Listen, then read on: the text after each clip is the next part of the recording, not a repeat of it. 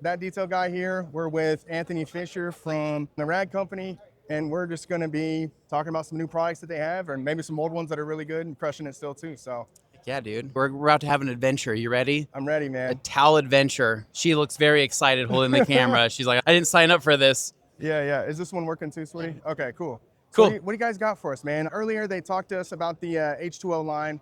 I think there's some really cool stuff there. Yep.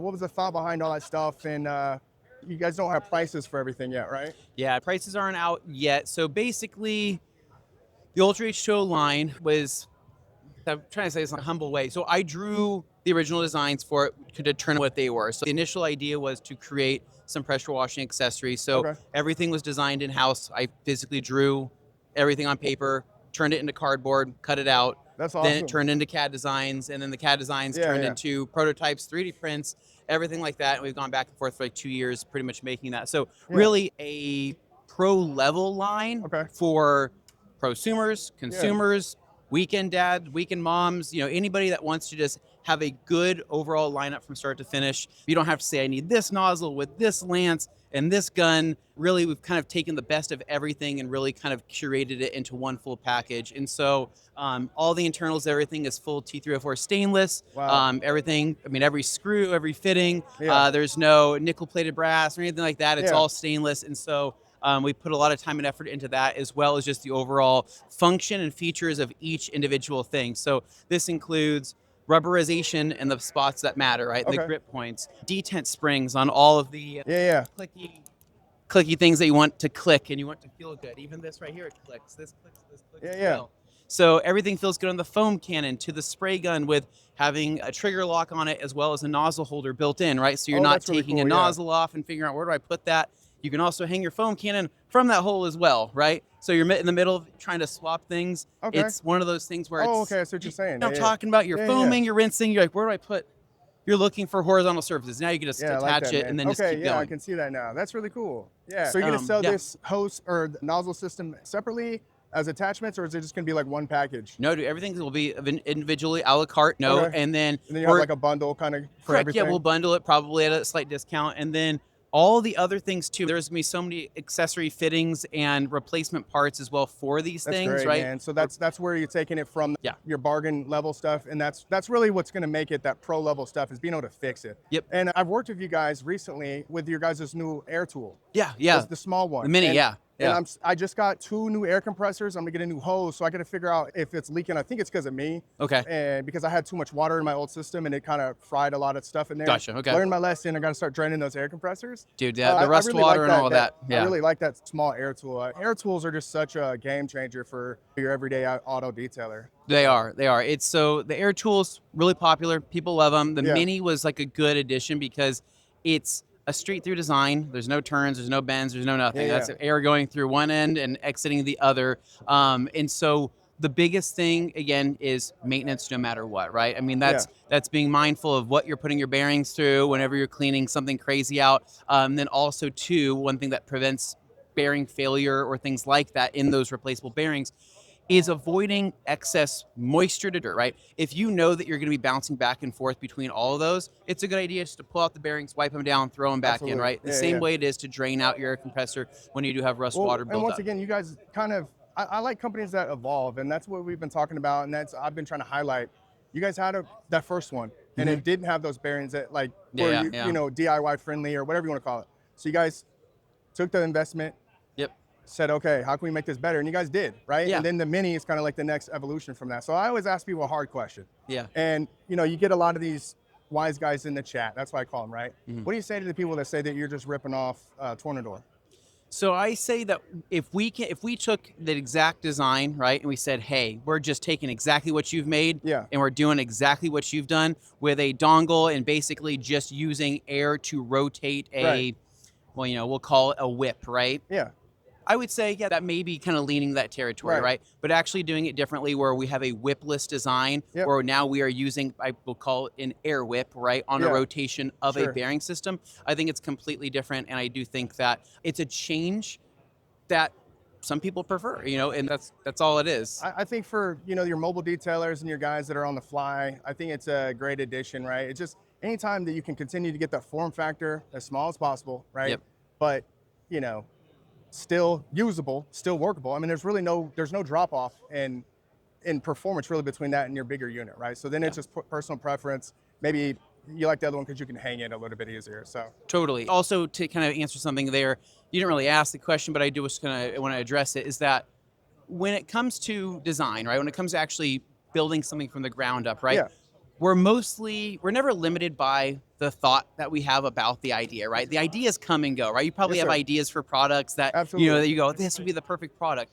For the longest time, especially as the rag company, right? We're a towel company primarily, right? We sell Right. chemicals and we do Textiles, other yeah. things, but we have ideas for things. I can absolutely take a towel idea and make it real, right? Right. But when it comes to other detailing accessories and other detailing tools and whatnot, how do I take that idea and turn it into something, right? Yeah. Well, I'm not limited by what I can do in my head, but I'm limited by what I can physically do in a CAD design, or I'm Yeah. limited by what I can, maybe my own drawing ability and all that. So what's cool is that now we announced that we've merged with Detail Factory, right? Okay. And so we That's are great. now one and the same, right? Okay. So what we get is the expertise of plastics, design, CAD work, rubberization, Yeah. all that stuff that now Rag Company will also be able to Okay. utilize. And And are you so guys gonna keep that Detail Factory name? Yep. Everything's still gonna. So basically, nothing's really changing. The Yeah. names are still It's a the same. corporate, They're still two separate companies. Yeah. Yeah. But at the end of the day, though, we are still mom and pop owned, right? Yeah. Jeff right here is one of the owners of the rag That's company, spectacular. and then his wife Carolyn, Yeah, I you just know, saw her. and She so seems like a nice they're lady. they're like our parents, and so but they run everything, and because of that, we do get full creative control. So Yes, when we sir. come up with an idea, or I say, hey Jeff, I kind of want to make something like this, Yeah. he doesn't tell me no. He says, go for it. I trust you. Okay, I got a couple more questions. Okay. So just being a guy who just had spent that pathway, helping design a foam cannon, that's kind of what we did at Agito Shop. You guys got the quick connect at the top. What made you guys go with that version device? Like, what was your thought behind that one that's a little bit similar to saying like the MTM versus going with something more like the new MJJC, which is kind of the style that we have? You're kind of talking like the quarter turn of Yeah, the yeah. of So, lid. yeah, I was just saying, like, what do you think the advantages are? I like it because it maintains the width and makes it easy to pour the chemicals. Vice mine is going to kind of narrow up at the top. Is that Yeah. kind of where your thought was at on that?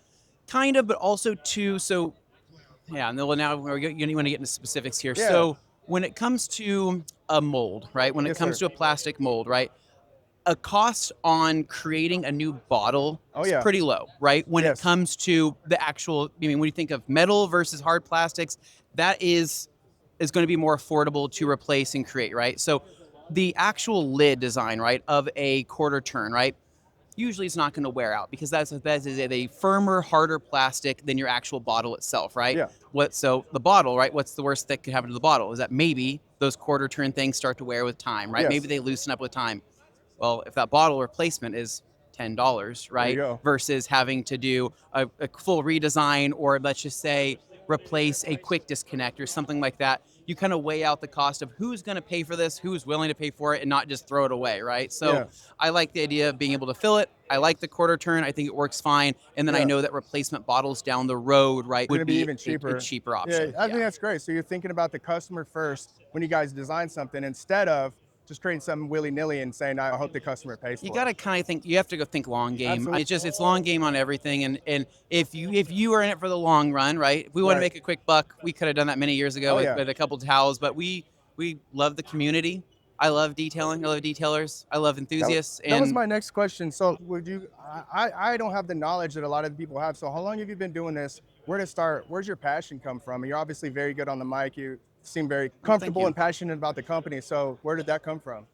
So that's a great question. So I've been obsessed with detailing in cars and all that since I got my first car, right? Okay. Got my 1996 Honda Civic, right? Back in Ooh. 2005, right? And I was Oh, just like, man. dude, I'm all in, man. You're I'm that like, guy. I got my hatch. Yeah. I'm like, and a black paint, right? So I'm like, Did it have it the was- stick in the middle? yeah. The SI and yeah. So it was manual. So it was technically a DX. It wasn't an SI, but Oh. it was an EK hatch. Okay. But it was Granada Black Pearl, which was the color. So it was a really cool black with pearl, right? Okay. I remember the first time I got the car, I'm like, I got a black car, right? Because you can't see swirls and scratches when you're new. You don't really see that. Yeah. You just see I got a black car, right?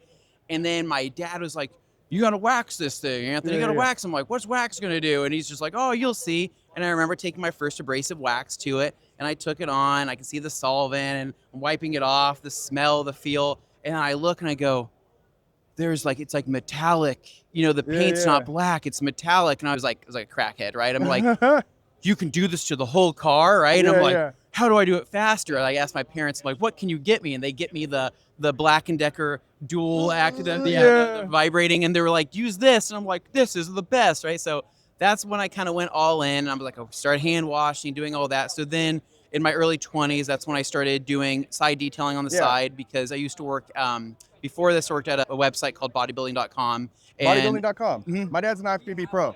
Oh, nice. Right on. That's sick. That is really funny. Yeah. So I worked there. I did marketing there for like 4.5 years. That's phenomenal. During like, my dad was, and he was an NPC judge for years. That's sweet, dude. That's sweet. So, but I did that. And while I was doing that, I was really into detailing as a hobby and a side thing. Two jobs that require perfectionism. Complete buy-in, complete dedication. Yeah. Absolutely. So I was doing on the side, and then I started doing on the side for money. And then I started doing it was one thing that led to another. Then it was like private collections, and it was all sorts of kind of fun stuff. So I was doing this, and then I left bodybuilding. This place right here, Rad Company, was a very small mom and pop shop. They were hiring a part-time video editor, and I was like, holy crap. I'm like, I know how to edit videos. I think I could probably do this. But it was a risk, because I'm going from a corporate job to essentially a job with no health insurance, no dental, no nothing, right? And I'm like, I'm going to go all in for and just see what happens. So we did that. How many years ago was that? That would have been 2017, so about 9 years ago. Yeah, so 9 years ago, and in 9 years we've done this from a garage essentially. Well, I'll tell you a funny thing. I love the garage thing. I always tell people I'm this guy with a garage, right? I'm not anybody, right? So if you're part of the support staff, you might see a message from that detail shop, and I said, hey guys, I noticed that you don't have any foam cannons on your website. Like there's not in stock, and I was like, maybe you guys talk about carrying the Apex. Well, now I know why, and I think that's really cool. I don't think I would have seen it. Lucas would have seen it somewhere around here, but maybe he can poke fun at us and be like, yeah, it's because we're making our own. I know. It's all. Hey, here's the thing.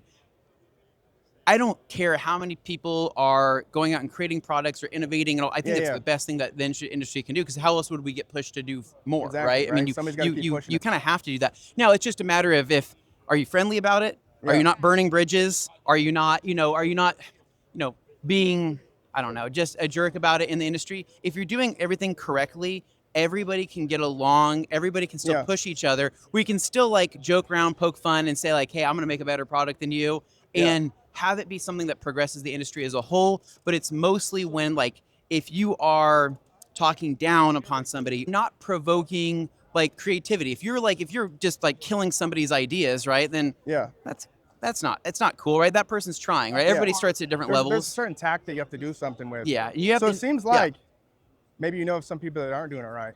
Care to name names?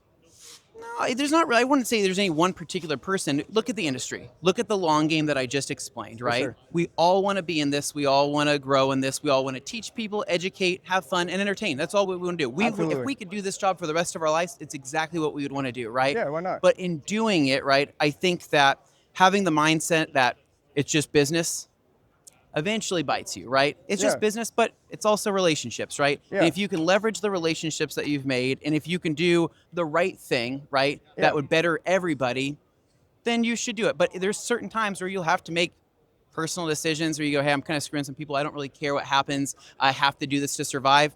I get it. But at the same time, if there's ways around it, just know there's plenty of people that are always willing to help you in the industry with ideas, planning, products, and all of that. You just have to reach out and ask. Nobody's gonna, if somebody shuns you away, then that's the person that's gonna get bit down the road. I think that's what I'm learning in real time, and that's why I'm so happy to finally make it out to SEMA. I've been detailing professionally for 5 years, right around COVID, when everybody else really started going crazy. I was going through a bunch of stuff in the military and transitioning out, and I kind of fell into detailing, something I had done when I was much younger.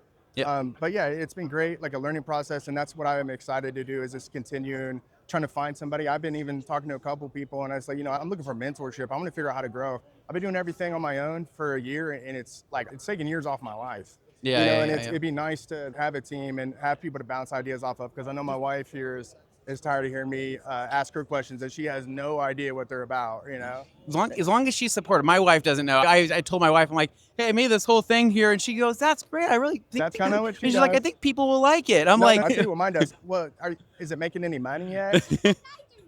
Yeah, sometimes, man. Sometimes So you get it's like honesty hour here. yeah, yeah, I yeah, don't know if I want to be in the middle of this, but I yeah, mean, you yeah. know, but no, being here is a great thing because you get to see everything in person. You get to meet the people that you see sometimes in videos or Yeah, you've seen in marketing material and stuff like that, and you get to kind of figure out who your people, like who do you gravitate towards, like that's awesome, man. who is somebody that speaks to you that you want to talk to more Yeah, and who you work with, because there will be people.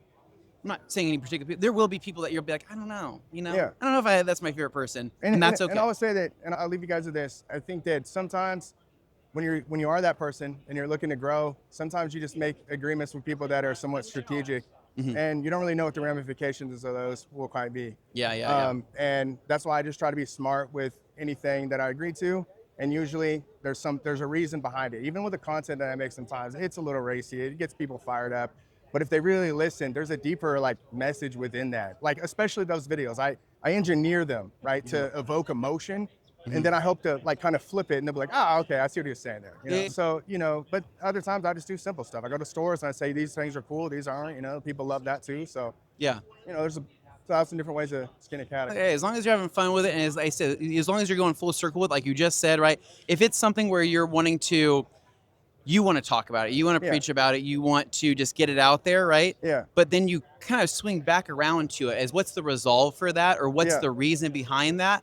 That not only makes you look better, right? It makes people feel better about watching the videos, and that's yeah, what will build it, right? It's kind of when you leave people on an yeah, edge of being like, well, I don't know how to feel about that, but I like the honesty. yeah. So yeah, that's pretty much the biggest thing. But no, we're happy to have you out. We're at company booth. We'll be here all week, and Yeah, it's going man. to be I a look fun forward time. to it. Yeah, man. Definitely look forward to it. Look at this guy. I don't know. That's Adam from Adam's Polishes. Adam, shake my hand.